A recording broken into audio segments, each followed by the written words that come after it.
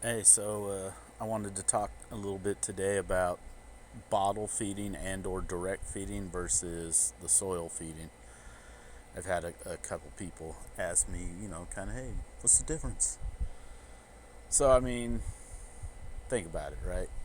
With bottle feeding, and I'll use the most obvious choice. I've actually used it before too. It's the Fox Farm little triple threat there.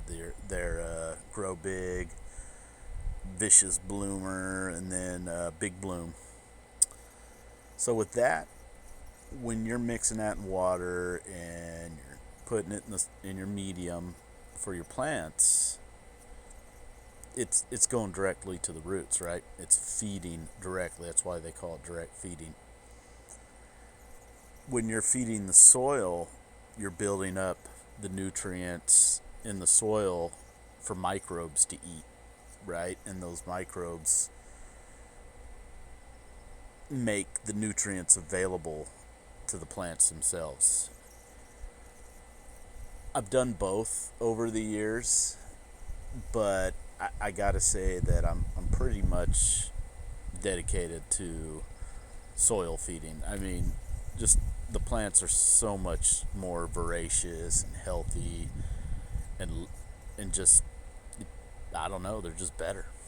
I don't know what to tell you.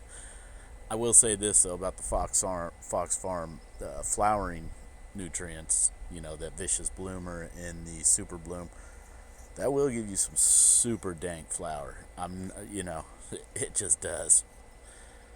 I'm not a big fan of the Grow Big. I think you get so much more out of the organic amendments in the soil than you do with direct feeding. Um,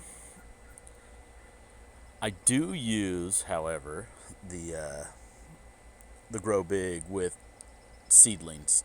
After they've been, maybe they pop soil for about a week, I'll start giving them just a tiny bit of that to give them a little boost before I eventually end up transplanting them out of the little solo cups into like 1 gallons.